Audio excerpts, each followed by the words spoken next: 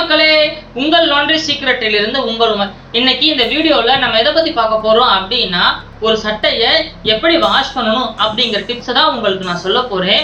வாங்க இந்த வீடியோல போய் பார்த்து முழுசா நம்ம தெரிஞ்சுக்கலாம். அதே போல இந்த வீடியோவை ஸ்கிப் பண்ணாம பாருங்க. ஏன் ஸ்கிப் பண்ணாம பார்க்கணும் அப்படின்னா, நான் வரிசையா ஆர்டர் வைஸா டிப்ஸ் சொல்றேன். அதை நீங்க கரெக்டா ஃபாலோ பண்ணீங்க அப்படின்னா ஒரு சட்டையை நீட்டா வாஷ் பண்ணி நம்ம பயன்படுத்தலாம். வாங்க இப்போ இந்த வீடியோல போய் பார்த்து முழுசா அந்த 5 டிப்ஸையும் நம்ம தெரிஞ்சுக்கலாம்.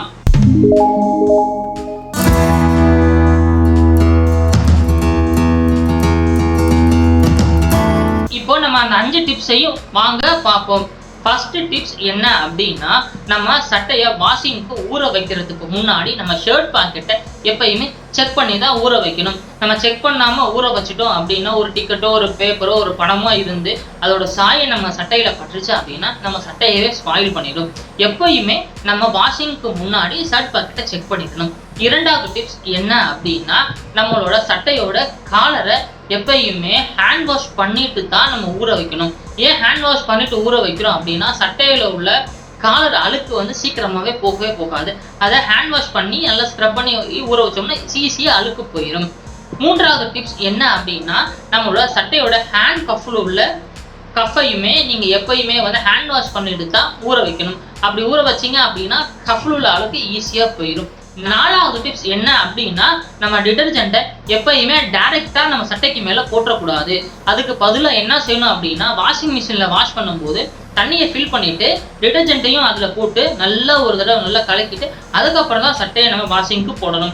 அப்படி நம்ம வாஷிங்க்கு போடும்போது என்ன ஆகும் அப்படின்னா, சட்டையில எந்த ஸ்பாயிலும் பண்ணாது.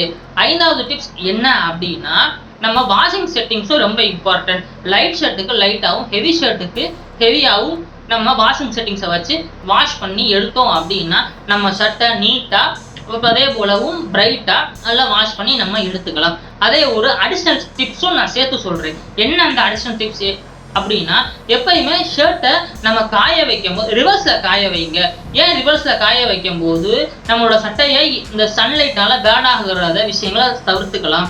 இந்த டிப்ஸை எல்லாமே நீங்கள் ஃபாலோ பண்ணீங்க அப்படின்னா ஒரு சட்டையை நீட்டாக வாஷ் பண்ணி ஜம்முன்னு நீங்கள் ஒரு ஃபங்க்ஷனுக்கோ ஒரு ஆஃபீஸுக்கோ ஒரு ஸ்கூலுக்கோ போட்டுட்டு போகலாம். இந்த வீடியோ உங்களுக்கு பிடிச்சிருந்துச்சு அப்படின்னா லைக் பண்ணுங்க, மறந்துடாம ஷேர் பண்ணுங்க. அதே போல நம்ம சேனல் நீங்க சப்ஸ்கிரைப் பண்ணி வச்சுட்டீங்க அப்படின்னா லாண்ட்ரியை பற்றிய விஷயங்கள் நம்ம டெய்லி நம்ம அப்டேட் பண்ணிட்டு இருக்கோம். நீங்க பார்த்து முழுசா தெரிஞ்சுக்கலாம். அதே போல இந்த வீடியோ பார்த்ததற்கு மிகவும் நன்றி.